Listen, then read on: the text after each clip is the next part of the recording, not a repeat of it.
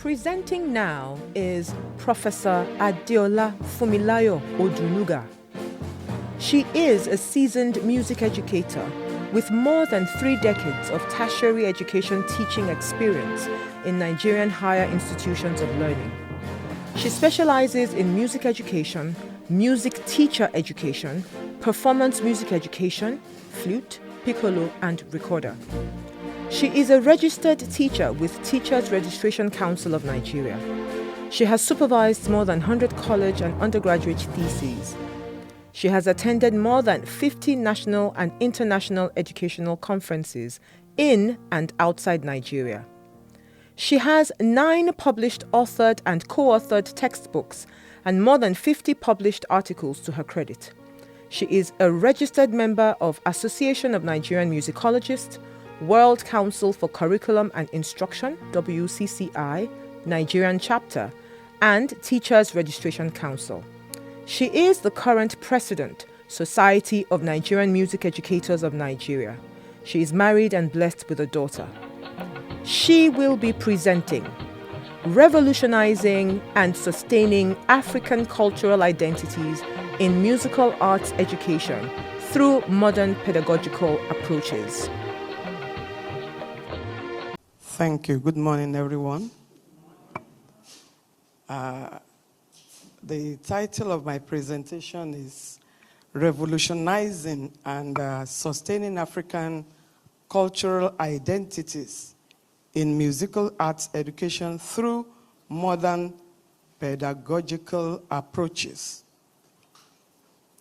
What prompted this topic is the way and the manners by which I want to believe we are paying lip service to including African music, indigenous practices in our music teaching in the classroom. Don't let us forget that there is no how we can translate what we teach in the class or what is produced in the community than teaching it in the classroom. But I've seen that over time, it's like we are paying lip service to what we teach in the classroom. When we look at our curricula, when we look at what we teach, the contents of our curriculum. So that's why I feel that we could come here together to talk about how we can revolutionize the teaching of music arts education. I decided to use musical arts education because, in Nigeria, at the primary and the nursery level, even at the JSS level, the first 9 years in school, the subject is called Cultural and Creative Arts Education, which is the tripartite formation of music, fine arts, and theater arts education. So I feel there are better ways that we could teach. There are other better pedagogical approaches that we can use to teach music. Let us look at the introduction.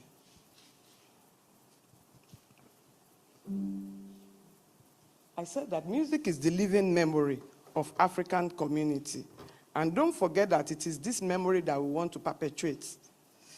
And in the past, the ways and manners by which music is perpetuated or taught to the younger generation is through the elders, either through participation, imitation, apprenticeship, not in textbooks as we have today. Now, we are in modern times, and we cannot stay with the old manner. But at the same time, we've got to transport the exact identity into the classroom and into the textbooks. The communal function of music is song, dance, instrumental performances that marks rite of passage, worship, work, and governance across African societies. And that is one of the things we still must retain in the curriculum. The communal function will still be there. Not this once in a while, just bringing up African songs into our repertoire. Because that's majority of the teachers in the schools, that's what they do. We want to have a concert, you have a whole lot, about 10 to 12 Western repertoire, and you now spice it with 1 or 2 African songs, and you believe that we are bringing African-ness into our teaching. That's not true. Then, carrier of identity. What are those things that carry this cultural identity we are talking about? Our language, values, philosophies. And that philosophy, South Africa, we have the African philosophy that we call Ubuntu. The East Africa call it Omuntu. What is Ubuntu? You are because we are. That togetherness that is in Africa. Then in Yoruba, Southwest Nigeria, we are also trying to promote a philosophy that we call Omoluabi. That Omoluabi has to do with a person with a good image, with integrity. And lately, there are some other scholars that are now talking about Awarawa philosophy. Awarawa is we. If we want to use the street language, we. You are there. It's just something that is very close to the Ubuntu. Because in Africa, it is we. It is not I. And that is why our concert is call and response. When you dance, we clap, we give you money. Unlike the Western, you sit down, you listen, and quietly clap. So, what are we now trying to say? We are trying to say that there are some of the identities that are gradually vanishing. And what are the cause of that? Globalization. Everybody wants to have this global visibility. Global media, streaming platforms that is redirecting the youth. What they listen to, the performance that they see online through social media promotes something at the back of their mind that is not purely African. And apart from that, we have the digital technology. Mediatization, how people create and consume music. It's what they hear, it's what they see. And we have to, just like Mr. Olaoluwa said the other time, we've got to improve on what people hear. Then colonial legacy curricula. We have been talking about that for a very long time. In Ketia, Nzewi, Professor Agau, Professor Mojola, other Onyeji, Adedeji, quite a number of people have been talking about this colonial legacy that is embedded in our curricula. But has anything changed? I don't think anything has changed. So you see that school music curricula still privilege Western notation. And it is not that we don't have notations at all in Africa. It's only that we have not engaged it. I know Nzewi did some, and quite a number of other people. And then, another problem is the shifting priorities. In Nigeria, for example, it has to be science and technology, STEM. And that, they are now trying to gradually squeeze out or push out community-based arts learning. So, other things that are equally involved has to do with repertoire and assessment. It remains Western-centric. You cannot get promoted either in the higher institution as a lecturer when you don't write papers, when you don't publish. And we have not yet graduated to the level that when you perform some African thing or you compose, do you know that even in the promotion criteria, its leverage tends towards Western ideologies. And those are the things that this paper is trying to address. And not only that, we discovered that only very few teachers even know this thing we call indigenous epistemologies. If I ask you that, okay, how many of us can play the traditional instrument? Very few of us will do. And we are talking of retaining African identity, cultural identity in the classroom. it's got to start from us. And then we discovered that learners in urban school, they don't have enough access to culture bearers. And the school music and community music operate as two disconnected worlds instead of one curriculum. So the Western is there, the African is there. And what are we now trying to talk about? We want to have a solid curriculum that emphasizes Africanness and have less dominance of Western practice. So,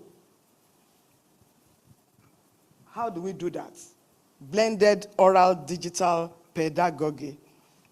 We want to pair face-to-face oral transmission with recordings, apps, and video to reinforce indigenous practice between contact hours. Let the students have a feel of this Africanness through digital means. Then we want to bring community musicians. Sincerely, I am an advocate of we bringing master musicians to our classroom. Yes, we've been teaching students, people play gangan, but let us bring those master musicians. Let them tell us how they reason. You understand? We just try to copy and replicate what they perform. But let them come and teach us some intricacies, some intricate details of how they reason, how they come out with all those rhythm. Then it will not be only replicating this time around, it's going to be we producing authentic African patterns. Then we now move to digital documentation and AI. We are going to use recording, archiving, and AI-assisted transcription. I was discussing with Dr. Authority yesterday, and he was trying to tell us how far they are trying to come up with some AI-assisted transcription and then documentation of musical instruments. Like someone reacted the other time that one of these instruments, when you play the digitalized instrument, it differs from the real one. We want to now try and move on to do something that is, if it is not real, very, very close to real, to preserve indigenous instruments, songs, and performance context for teaching. Don't forget, what is our baseline? Why are we making all this effort? We want to sustain cultural identity. We want to perpetuate it. We want the younger generation to know the exact, to have the exact knowledge, not the rebranded knowledge. You understand? Yes, globalization, yes, digital technology, but they must know where they are coming from so that they can have their own interpretation of it, but not really erasing the basic cultural identities. So, and lastly, we want to talk of design assessment frameworks that value indigenous aesthetics and processes on their own terms, not just Western notation. That means when someone comes to play a 13-page piano recital, we don't look at somebody that has come to play gangan or shekere of a 2-page as if he has done something that is of lesser quality. No, it is our thing. It takes effort too, because don't forget, like, we teachers too, it took us time to learn Western things. So it is not that you can just pick the gongo or pick the agogo to play. No, you learn it too. And so that effort that you make in learning it and presenting something tangible should be appreciated. Strategies now that we are going to take for music teachers and music educators in general. We want to integrate indigenous instruments and oral pedagogy alongside notated and digital methods. The baseline here is indigenous instruments. Indigenous instruments in Ibadan, indigenous instruments in Delta, indigenous instruments in Akwa Ibom, indigenous instruments in the riverine areas, so that every of these indigenous instruments will be captured at the end of the day. Then, like I said earlier, invite culture bearers. The dancers, the original dancers of Obitun, we used to invite them in Ondo. There is a way they do it that is different from the way our students do it. So when they see that very often, you know, it registers in their subconscious, and then it will not just be one-off guest performance. They keep seeing them. It keep registering, and some intricate details will be registering in their mindset. And then the third one is that we want to use digital recording and archiving to document local repertoire the learners can study. So those recordings, those archival materials will be available, captured in textbooks, captured in write-ups, captured in documents that are online that students can really engage with.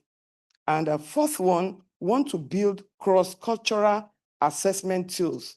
You know, I said it earlier that indigenous instrument in Abeokuta, indigenous instrument in Delta, so the assessment may not be, we will have to come together to think of that assessment. It's not going to be a one thing that is just attached to a tribe or an ethnic group. No, it's going to be a cross-cultural tools that we can use to assess indigenous practices. Then anchor lessons in community values. Let us use African philosophies. Let us build our write-ups on African philosophies that emphasize we and not I, because that's one of the standing principles of African indigenous knowledge. So in conclusion, sustaining African musical identity does not mean rejecting technology. No, we are not rejecting technology. We are not rejecting newness, but we are directing it toward preservation, documentation, community partnership, town and gown, so that classroom revolution practice will come without severing learners from their cultural roots. Thank you very much. Questions and discussions are welcome. Yes, Prof.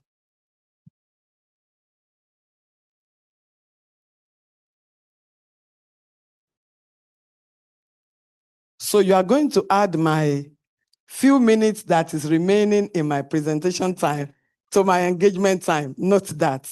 Thank you, Prof. Yeah, thank you, sir.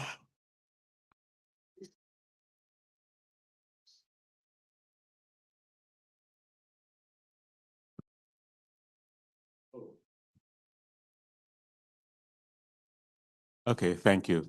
I said that this is great. I've always respected your scholarship. We've known each other since Musicological Society of Nigeria days. Yeah. The 90s.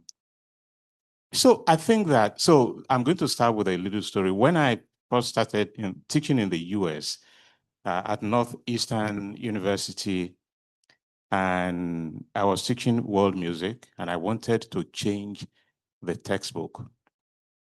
And there was this resistance in the department because the other ethnomusicologists teaching in the department, I was told that they will have to start using a new textbook, and that would be a problem for them because they had been using that old textbook and they were used to it, and they didn't want to change it. So I had to abide by that. What am I trying to say about that is that the problem that we seem to have is the political will to bring all these things you're suggesting. Because people are uncomfortable because they have to unlearn what they knew, they have to start doing new things, and ultimately they become gatekeepers. They don't want it to happen. They may like it, but it's like, okay, so, how does that affect my status? Does that reduce the level of my, how people see me, So how do we, we've been doing this at Ibadan Poly when I was teaching there many years ago. We brought Mr. Adeleke to the department, and he was teaching Waterman, yeah. And And, he was there for many years. We're able to do that. And so you are right that we've been saying all these things for so many years, nothing has happened. And I think it has to do with that lack of political will and the reluctance of those of us who present these papers at conferences. Some of same us will resist that. Yeah, it's like,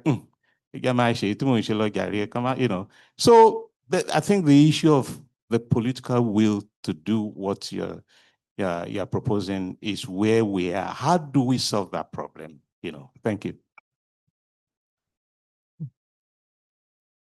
Thank you very much, sir. I want to quickly react to Prof's question. I want to thank God that because of this vantage position that God placed me lately as the president of Society of Music Educators of Nigeria, we have been trying to do some things behind the scene. And that is the very first thing we are trying to do, engaging Federal Ministry of Education and ERDC, is that we want to change the tone of the curriculum. Once the tone of the curriculum changes, automatically the teacher in the classroom does not have any other thing but to interpret what is in the curriculum.